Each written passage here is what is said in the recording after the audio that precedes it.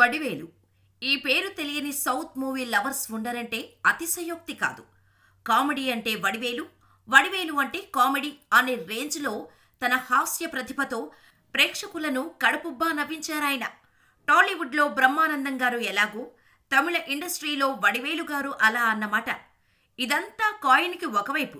ఇక మరొక వైపు ఏంటంటే ఆడవారిపై మోహం ఎక్కువ అని వార్తలు వచ్చాయి. ఈ వార్తలను నిజం చేస్తూ షకీలా గారు చేసిన కామెంట్స్ వైరల్గా మారాయి. మరి నిజంగా వడివేలు అటువంటి వారేనా? కోవై సరళ పెళ్లి చేసుకోకుండా ఉండటానికి కారణం వడివేలేనా? నిరుపేద కుటుంబం నుంచి వచ్చిన వడివేలు అంత త్వరగా ఎలా ఇండస్ట్రీలో నిలదొక్కున్నారు అనే ఇంట్రెస్టింగ్ విషయాలు ఈ వీడియోలో చూద్దాం. నిరుపేద కుటుంబంలో పుట్టిన వడివేలు కుటుంబ పోషణ కోసం ఉద్యోగం చేయాలని అనుకున్నారు. అనుకోకుండా సినిమాల వైపుకు వచ్చారు. తన కెరీర్లో దాదాపుగా తమిళంలోనే చిత్రాలు చేస్తూ వచ్చారు వడివేలు. అయితే అవి తెలుగుతో పాటు ఇతర భారతీయ భాషల్లోకి డబ్బవడంతో ఆయన క్రేజ్ బాగా పెరిగింది. ముఖ్యంగా తెలుగు సినీ ప్రేక్షకులు వడివేలును బాగా ఆదరించారు. ఆయన హీరోగా నటించిన హింసించే రాజు, 23వ పులికేసి సినిమా ఇక్కడ కూడా మంచి స్థాయిలో కలెక్షన్లు సాధించింది. చంద్రముఖి మూవీ తెలుగునాట వడివేలుకు మంచి గుర్తింపును తెచ్చిపెట్టింది. తమిళంలో ఆల్ టైమ్ బ్లాక్ బస్టర్స్లో ఒకటిగా నిలిచిన చంద్రముఖి సినిమాలో సూపర్ స్టార్ రజనీకాంత్తో కలిసి వడివేలు కామెడీని అద్భుతంగా పండించారు. ఈ మూవీలో వడివేలు పాత్రకు తెలుగులో మరో స్టార్ కామెడియన్ బ్రహ్మానందం డబ్బింగ్ చెప్పారు. ఆయనకు బ్రహ్మీ వాయిస్ సరిగ్గా సరిపోయింది.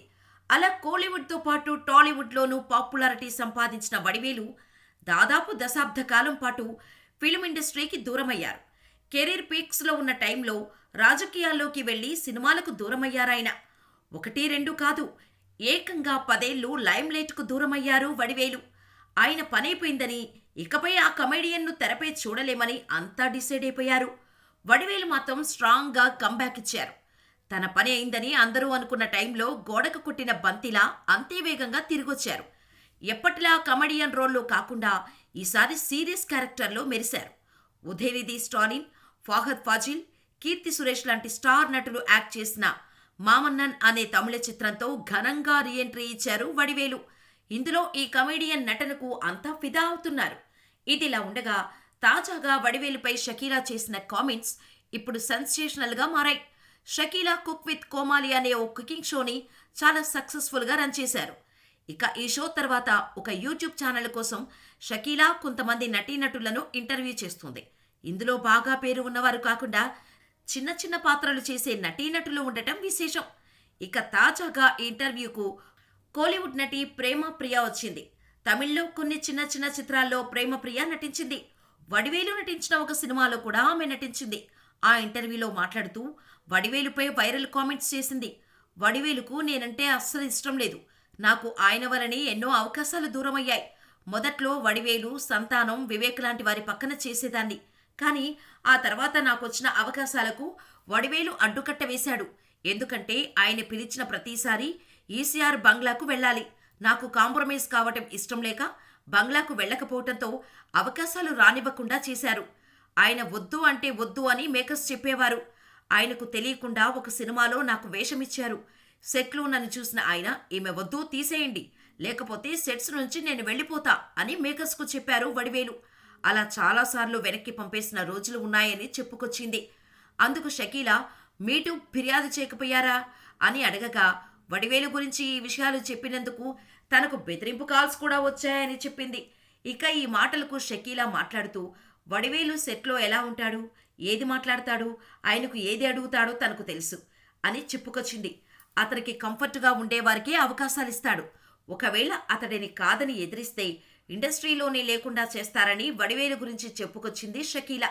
దీంతో వడివేలు కూడా అలాంటివాడా అంటూ అభిమానులు ఆశ్చర్యపోతున్నారు. ఇక 23 ఏళ్లకే బంధువుల అమ్మాయితో పెళ్లైపోయింది వడివేలుకు. దీని వెనుక కూడా పెద్ద స్టోరీ ఉంది. వడివేలుది నిరుపేద కుటుంబం.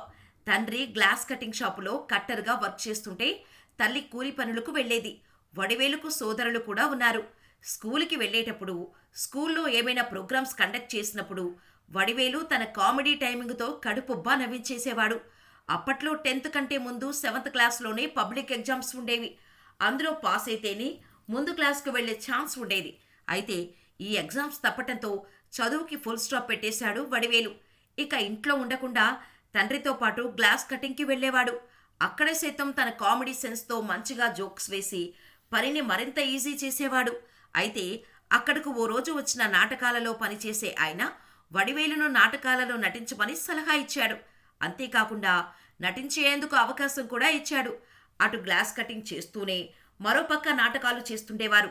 క్రమంగా నాటకాలలో ఫేమ్ రావటం, బయట వ్యక్తులు సైతం గుర్తుపట్టడంతో గ్లాస్ కటింగ్ పని మానేసి ఫోకస్ మొత్తం నాటకాలపై పెట్టాడు. అవకాశాలైతే దండిగా వస్తున్నాయి, కానీ డబ్బులు మాత్రం అంతంత మాత్రంగానే వస్తున్నాయి. దీంతో ఇంట్లో గొడవలు స్టార్ట్ అయ్యాయి. నాటకాలు మానేసి గ్లాస్ కటింగ్ పనికి రావాలన్న ఒత్తిడి పెరిగింది. కానీ ఆయన మాత్రం నాటకాలే చేస్తానని పట్టుబట్టాడు. దీంతో పెళ్లి చేస్తేనే గాడిలో పడతాడని బంధువులమ్మాయి అయిన సరోజినిని ఇచ్చి పెళ్లి చేసేశారు. పెళ్లి అయినప్పటికీ నాటకాల మీదే దృష్టి పెట్టారు వడివేలు.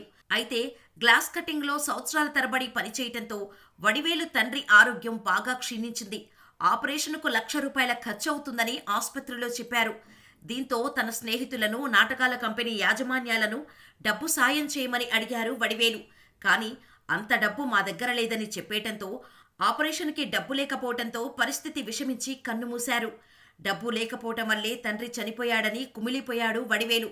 ఎలాగైనా డబ్బు సంపాదించాలని ఫిక్స్ అయ్యారు. నాటకాలలో కంటే సినిమాలలో ఎక్కువ డబ్బు సంపాదించవచ్చని తెలుసుకున్నాడు. సినిమాల్లోకి వెళ్లాలనుకుంటున్న టైంలో డైరెక్టర్ టి. రాజేంద్రన్ షూటింగ్ కోసం మధురై వచ్చారు. ఎలాగోలా రాజేంద్రన్ను చేరుకున్న వడివేలు తనకు సినిమాలలో ఛాన్స్ ఇవ్వమని అడిగాడు. టచ్లో ఉండు, నీకు సూట్ అయ్యే పాత్ర ఉంటే చెబుతానని చెప్పాడు. అలా ఆ సినిమా షూటింగ్ వద్దే ఉంటూ డైరెక్టర్ అందుబాటులో ఉండటం స్టార్ట్ చేశారు. వడివేలు డెడికేషన్ నచ్చి ఆయన కోసం ప్రత్యేకంగా ఒక క్యారెక్టర్ని రాసి సినిమాలో యాక్ట్ చేసేలా చేశారు డైరెక్టర్ రాజేంద్రన్. మద్రాసుకు వెళ్లి సినిమాల కోసం ప్రయత్నించాలని అనుకుంటున్నట్టు భార్యకు చెప్పటంతో ఓ ₹100 ఇచ్చి పంపించారు. కుటుంబ బాధ్యతలను తాను తీసుకొని అంగన్వాడీ ఆయాగా పనిచేయటం స్టార్ట్ చేశారు. వడివేలు భార్య బస్సుకు వెళ్తే డబ్బులు ఎక్కువ ఖర్చు అవుతాయని లారీని లిఫ్ట్ అడిగి వెళ్లాలని అనుకున్నారు. అలా ఓ లారీని ఆపితే ముందు కూర్చుంటే ₹20, వెనక కూర్చుంటే ₹10 ఇవ్వాలని చెప్పాడా డ్రైవర్. అయితే ₹10 సేవ్ చేయవచ్చునని వెనకే కూర్చున్నాడు. అలా నిద్రలో జారుకోవటంతో జేబులో ఉన్న ₹100 నోటు ఎగిరిపోయింది. మద్రాసులో దిగిన తర్వాత ఈ విషయం చెప్పి తన ఫ్యామిలీ కష్టాల గురించి లారీ డ్రైవర్కు చెప్పాడు. వడివేలు కష్టాల గురించి తెలుసుకున్న లారీ డ్రైవర్ అన్నం పెట్టించి ఖర్చుల కోసం ₹10 కూడా ఇచ్చారు. అలా డైరెక్టర్ని కలుసుకున్నాడు. అలా ఆయన వద్ద ఆఫీస్ బాయ్గా చేరారు. అలా అక్కడి నుంచి సినిమా కెరీర్ స్టార్ట్ చేద్దాం అనుకున్నాడు. కానీ అక్కడే ఆఫీస్ బాయ్గా ఉంటే ఛాన్స్లు రావని ఆఫీస్ని వదిలి తనకు తానుగా అవకాశాలు వెతుక్కోవటం స్టార్ట్ చేశారు. అలా వచ్చిన చిన్న చిన్న అవకాశాలను అందిపుచ్చుకుంటూ నెమ్మదిగా సినిమాలలో నిలదొక్కున్నారు. వడివేలుకు ఛాన్స్లు వస్తున్న టైంలోనే కోవై సరళ కూడా అప్పుడెప్పుడే మంచి సినిమాలు చేస్తూ బిజీగా మారటం మొదలుపెట్టారు. అలా ఓ సినిమా షూటింగ్లో ఇద్దరూ కలిసి పనిచేయటం స్టార్ట్ చేశారు. ఆ సినిమాలో ఏర్పడిన పరిచయం కాస్త ఇద్దరూ మంచి ఫ్రెండ్స్గా మారారు. వీరిద్దరి మధ్య సాన్నిహిత్యం ఏర్పడటంతో ఇద్దరూ కలిసి ఉండటం స్టార్ట్ చేశారు. ఆన్ స్క్రీన్ కాకుండా ఆఫ్ స్క్రీన్లో కూడా ఇద్దరు భార్యాభర్తలుగా ఉంటున్నారంటూ మీడియాలో వార్తలు రావటం స్టార్ట్ అయ్యాయి. ఈ విషయం తెలుసుకున్న వడివేలు భార్య పిల్లలను తీసుకొని భర్త ఉంటున్న మద్రాసుకు మకాం మార్చేసింది. దీంతో కోవై సరళకు దూరం పెట్టారు వడివేలు. సినిమా షూటింగ్స్లో ఇద్దరూ కలుసుకొని మాట్లాడుకునేవారు. దీంతో కోవై సరళ తనని పెళ్లి చేసుకోమని అడిగింది వడివేలును. తన భార్యకు విడాకులు ఇచ్చేయాలని కూడా ప్రెజర్ పెట్టారట. తాను కష్టాలలో ఉన్నప్పుడు, సంపాదన లేనప్పుడు తనకు అండగా ఉన్న భార్యను వదలను అని తేల్చి చెప్పేశాడట. అలా గొడవలు మొదలై ఇద్దరూ దూరమైపోయారు. మంచి ఫేమ్ రావడంతో వడివేలు ఆస్తులు కూడబెట్టడం మొదలుపెట్టారు. అంతేకాకుండా తనతో పాటు యాక్ట్ చేసే ఫిమేల్ యాక్టర్స్తో సంబంధం పెట్టుకునేవాడట. తనకు సపోర్టుగా ఉన్న వాళ్ళకి మాత్రమే ఛాన్సులు ఇస్తూ తనకు వ్యతిరేకంగా మాట్లాడేవారిని సినిమా సెట్స్లో అడుగు కూడా పెట్టనిచ్చేవాడు కాదట. వడివేలు బాధితుల లిస్టులో నటి ప్రేమప్రియ కూడా ఉన్నారు. అప్పట్లో వడివేలు స్టార్డం వల్ల ఎక్కడా ఈ విషయంపై అంతగా నోరు విప్పలేదు. ఆయన సినిమాల నుంచి బ్రేక్ తీసుకున్న తర్వాత ఒక్కొక్కరిగా ఆయన చేసిన పనులపై ఇప్పుడు నోరు తెరుస్తున్నారు.